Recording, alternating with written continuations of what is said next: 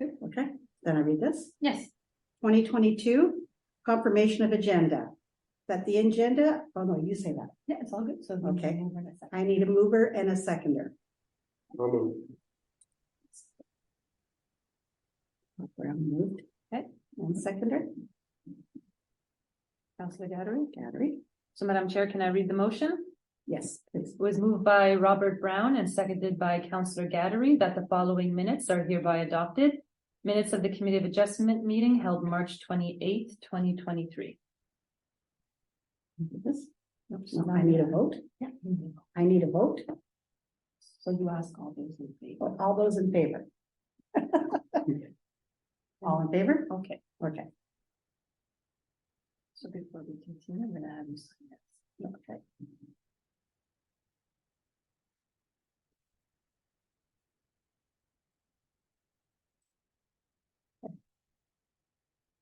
And I go to, all right, okay, 2022 disclosure of pecuniary interest and general nature thereof. I need a vote. No? Nope, just No. asking if anyone has. Oh, okay. Does anybody have it? So there's none. There's none. So, That's good. okay, then I read on. Adoption of the minutes.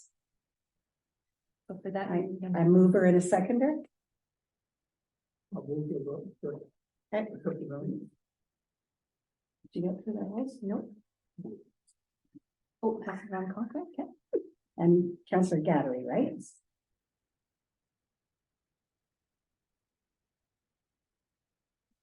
So it was moved by Ron Coughlin and seconded by Councillor Gadri that the following minutes are hereby adopted. Minutes of the Committee of Adjustment meeting held March 28th, 2023.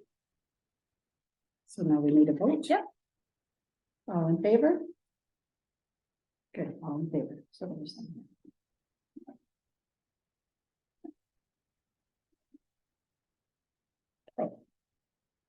Delegations, we don't have any. New business, right? New business? Yes. Okay. So public hearing, consent minor variance application. 2023-02, William Heiss, and C 2023-3, William Armstrong and Susan Roberts.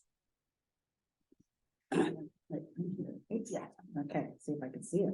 Corporation of the City of Black River Matheson agenda. Wednesday, June the 21st, 2023 at 1:30, 289 McDougall Avenue, Matheson, Ontario. Public meeting read consent application number C 2023-02, William Heiss. Consent application number C 2023-03, William Armstrong and Susan Roberts. Held during the regular Committee of Adjustment meeting. Time commenced 1:34. Yeah. Chair. That's me. The public meeting held by the Committee of Adjustments is declared open. The public meeting is for the purpose of hearing public comments on the purpose of consent minor variance applications. I will ask for questions and comments from the public before asking a question or making comments. Please state your name. Notice of this public meeting was given by publication in the Enterprise, a newspaper of sufficient general circulation, and municipal Facebook website to give the public reasonable notice of this public meeting. And notice was given by personal mail to every owner of land within 60 meters of the area to which the application applies. Are there any questions or comments?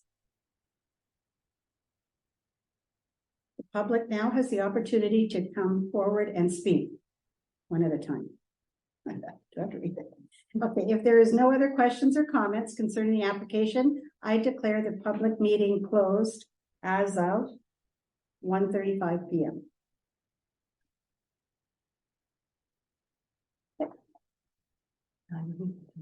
Consent application numbers 2023-02, William Heiss. So I need a mover and a seconder, Madam Chair. Okay. Mover and a seconder. So move. Mover, oh, sorry, I don't. Gary. Gary. Bob and Gary, Can I read the motion, Madam Chair? please. It was moved by Robert Brown and seconded by Gary Quigley that the Committee of Adjustment grant the subject minor variance severance application C 2023-02 based on report COA-2023-02, subject to the following conditions being satisfied within 2 years from approval. The original executed transfer deed of land form, a duplicate original, and 1 photocopy for our records. A schedule to the transfer deed of land form set out on which is the entire legal description of the parcels in question. The schedule must also contain the names of the parties indicated on page 1 of the transfer deed of land form. A reference plan of survey which bears the land registry office registration number and signature as evidence of its deposit therein, illustrating the parcels to which the consent approval relates. That the transfer deed of land form noted in condition number 1 shall not identify the transferor and the transferee as the same person. That a cash payment in the amount of 5% of the severance market value or $50, whichever is the lesser amount, be received by the Township of Black River Matheson in lieu of parkland conveyance.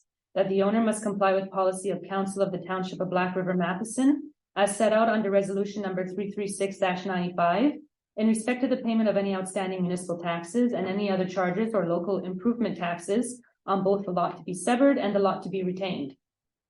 And that the Porcupine Health Unit approves private water and septic services for the severed parcel and the owner submit the consent zoning subdivision land use evaluation form. Yeah, so now you'll ask your members if they have any questions. No, does anybody have any questions? Madam Chairman, I missed the questions I had for the Heath application. Is it too late to ask them now, or is it? No, that is the one, we're on that. We're on that one. I have a couple of questions. So, no, I see.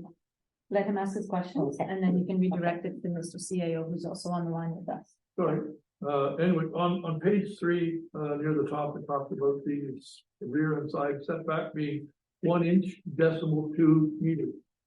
Did we get that clarified? On page 3 of the report is what he's talking about. Okay.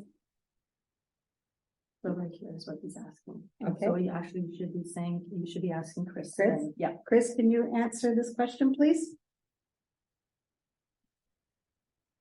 Chris, you're muted. Sorry about that. Yes, I can. And also here from Mr. Heiss is Andrew Pacheco, his legal counsel as well, who has been following this, and he's in attendance today. And I just have to reference the report. Just bear with me here. You said that was page 3, right? Yeah. Yeah. And yeah, that's an error. That should be 1.2 meters. Ah.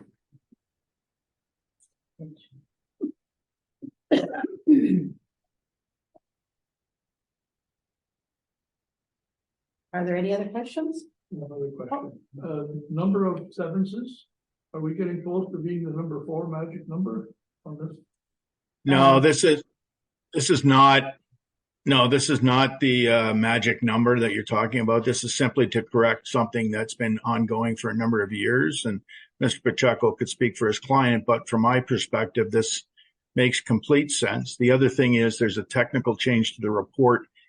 Mr. Pacheco actually provided some information to me that I was not previously aware of.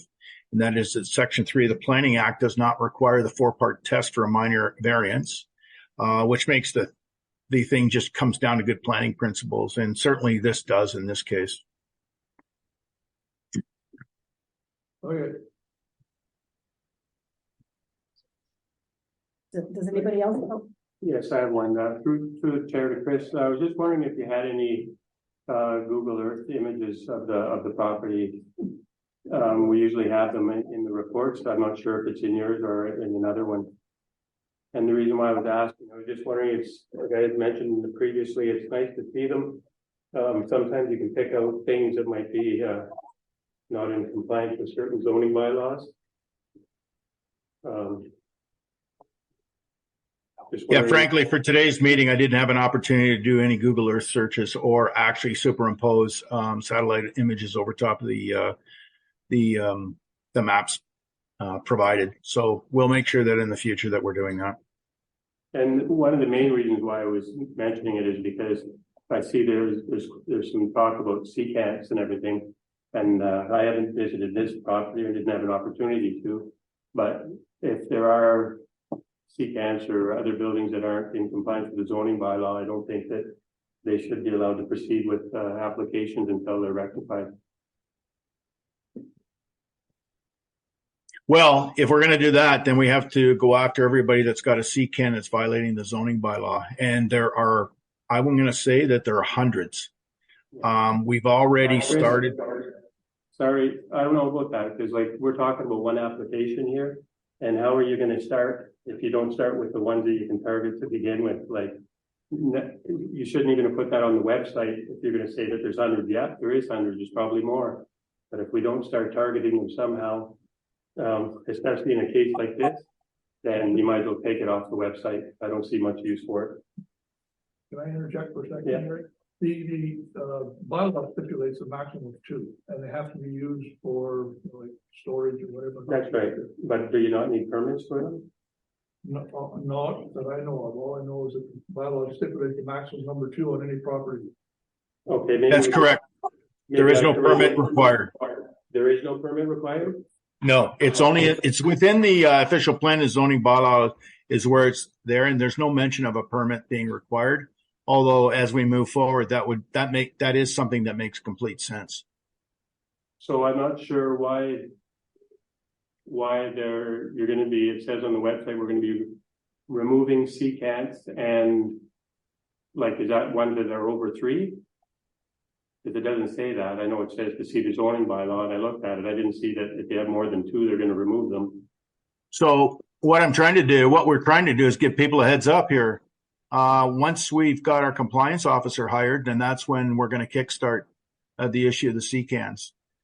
We've had a number of inquiries in the last little while about people wanting to place secants in the residential area on their lots, and we've given them the information.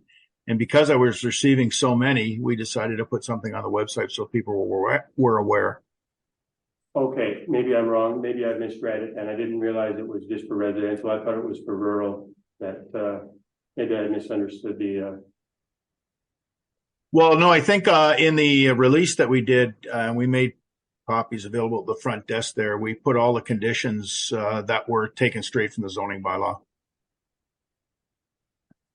Yeah, I thought I read it and it was for rural myself, but I know I could be wrong, I guess. Okay.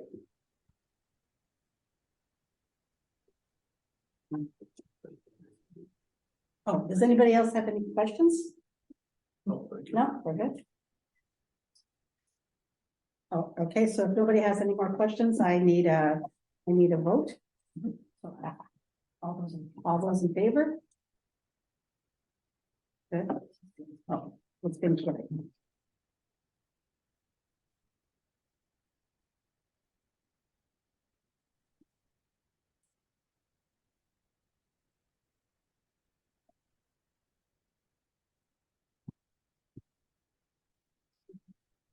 Okay, consent application number 2023-003, William Armstrong and Susan Roberts.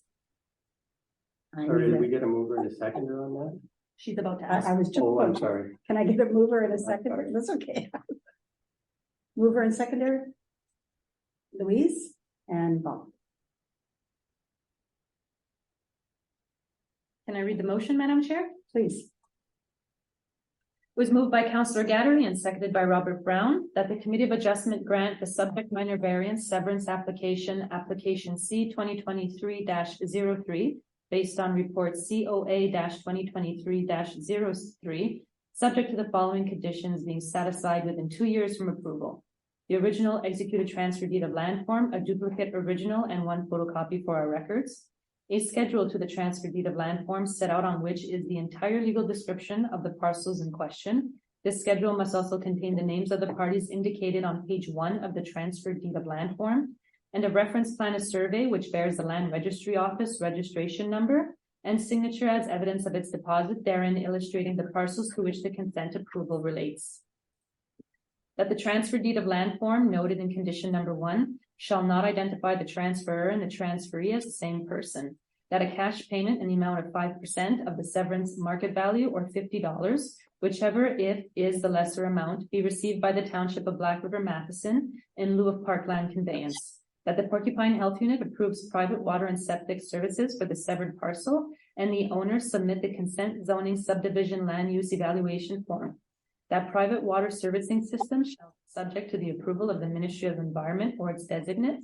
That the owner must comply with policy of council of the Township of Black River Matheson as set out under Resolution 33695 in respect to the payment of any outstanding municipal taxes and any other charges or local improvement taxes on both the lot to be severed and the lot to be retained. That the installation of the entrances to be severed and retained parcels is subject to the approval of the Director of Works and Operations. Installation of driveway culverts must be approved by the Director of Works and Operations. That any development on the severed land is subject to site plan control Township Bylaw 2022-07, a letter from the applicant and the new owner of the severed property that comments on the applicability of the MDS to be severed land. Does anybody have any questions or comments? It's Brown. Question to Chris. I'm assuming that this is the first severance on this. Yes, we don't have any records of any other severances, so this looks like the first one. Correct. That's what I thought. Some of the older ones, we never had the records, so it doesn't start till now. So the area to be severed could still have 2 more severances, correct? That's correct. Yes. Thank you. Are there any other questions? That's it. 1, 2, 3. That's a severance. That's the first severance. And you're allowed 2 more. They're from before, so there's no record of it. That's why. Okay. Yeah. Gary. Through the chair to Chris, sorry, I'm just wondering if there was, if on the R plan of that, is there, the entrance to that driveway looks a little odd, sort of just on this drawing, but, and it seems to be offset from the boundary, but I know typically they are sometimes. I'm just wondering, on the plan that they submitted on their application, it looks like it's like significantly offset. And I know the neighbors aren't here to raise any concerns neither, but I was just wondering if there's something on the R plan that shows a survey or something that why it's off like that. We don't have any records, Gary, with respect to that. I do agree that the area to be retained at the driveway does look a bit odd. But frankly, the severed portion, they're going to have to seek their own driveway entrance, and that's subject to our approval.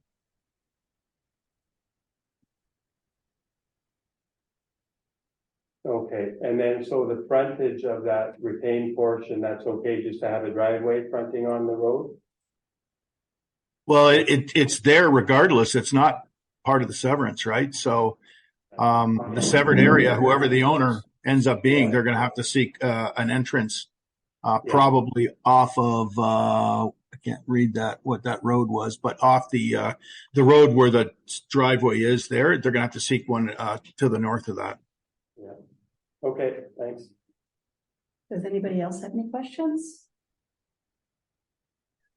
Ron. To the chair, the 2 maps seem to have some discrepancies in allocating numbers, like the lots on the one map shows it's 1110 and 1098. Yep. And it shows it as a block of some shape there. However, on the looks like a lot map showing different lot numbers, 0382, 63, 365, and then there's a plan number 6R4779, and they show it as being almost a complete rectangle, except for where the wetland is, it's identified as being excluded. There's a separate number there, 0375. Yeah, so the numbers on the map that you have are addresses. Okay. So if there's inconsistencies there, I can't speak to that.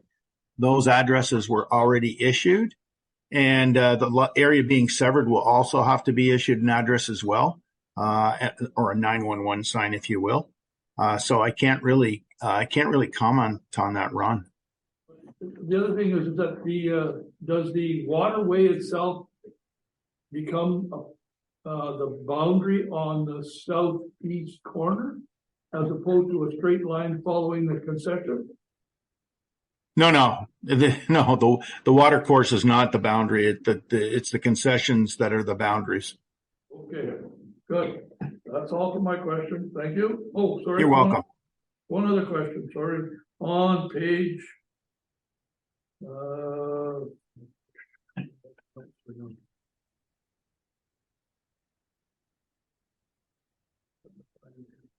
Bear with me for a second.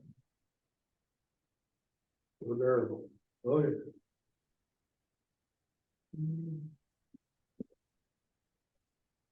Oh, okay, yeah. Top of page 3, history of the subject land. The subject property does not appear to have been the subject of any previous consent application. Should we not just be definitive and say it isn't part of a previous application? It just seems. I can't say that because I don't know. I just know that our records don't appear to show any other previous consents. I mean, if I had something definitive that I could rely on in the files, then certainly I could make that statement, but I can't make that statement. Okay, no, I just thought it was like a questioning thing, like it does it or doesn't it? Well, the owners on their application, I believe, said no. We always check and see what we can find, but our records are not as accurate as they should be. And so we don't show any other previous consents on that piece of property. Okay. Just that's all, just clarification. Thank you. You're welcome, Ron. Gary. Yes, sorry, through the chair back to Chris. Yeah, I pulled up the zoning bylaw and I just read it under 3.27D, unless stated elsewhere in this bylaw, no more than one secant shipping container or storage trailer shall be permitted on any property in an agriculture zone or rural zone as an accessory structure for storage use. Yeah, and that's the passage there that we did print. We actually copied it and made it available, and that's what we're referring to on the website as well. But as I said, we're not prepared at this point to start enforcing that bylaw until we have somebody that can do that for us, or that piece of the bylaw. Pardon me. Yeah.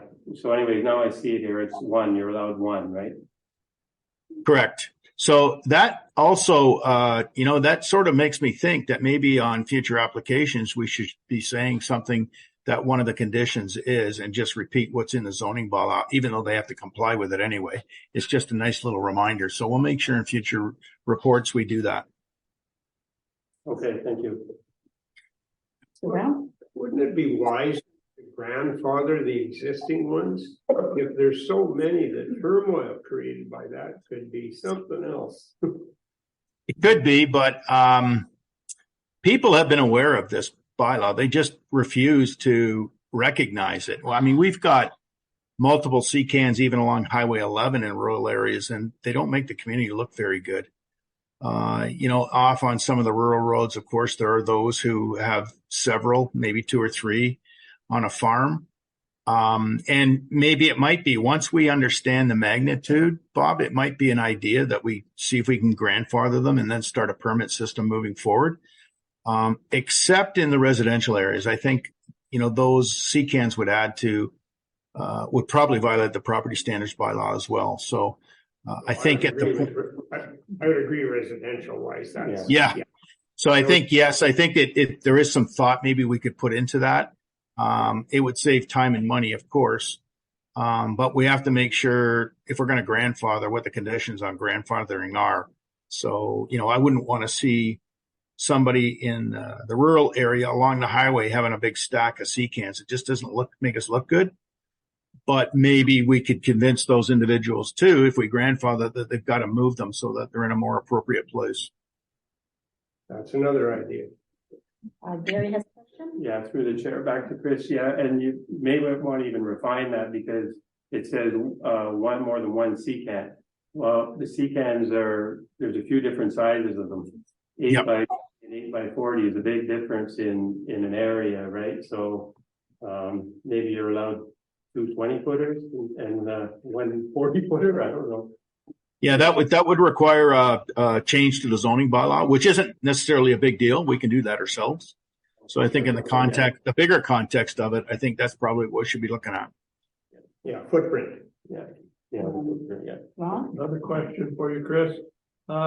If you start banning, sea cans, what about the individual who encloses two sea cans within a physical structure with a roof and merely has the two sea cans for storage, but they're all basically part of a fixed structure?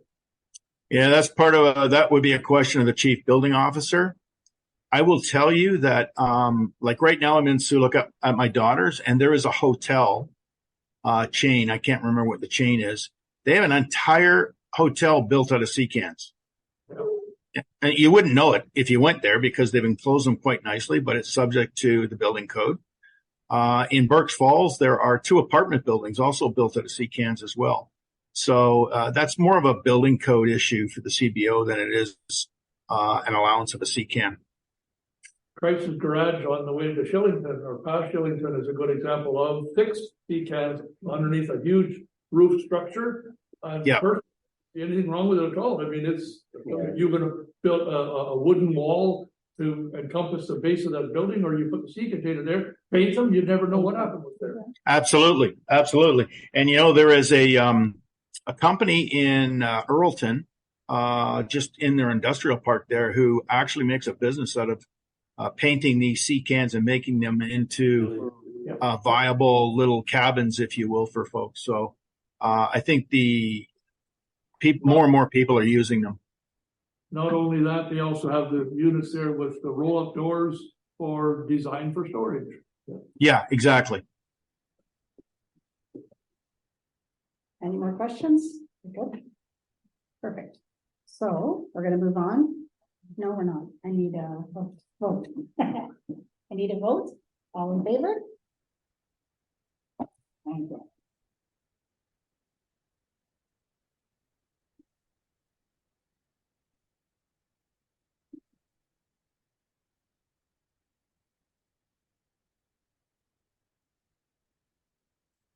Okay. No reports. Let's see. There's no unfinished business. There's no other business. There's no closed session today, and adjournment. Yep. So you need a mover. I need a mover. Motion to adjourn. No, mover and a seconder. Right. Mover and seconder. Right. Gary and Louise. Got it. Can I read the motion, Madam Chair? Please. It was moved by Gary Quigley and seconded by Councillor Gattery that the Committee of Adjustment meetings hereby adjourned at 1:58 p.m. So ask for all those in favor. There we go. Good. Meeting is adjourned. Thanks, everyone.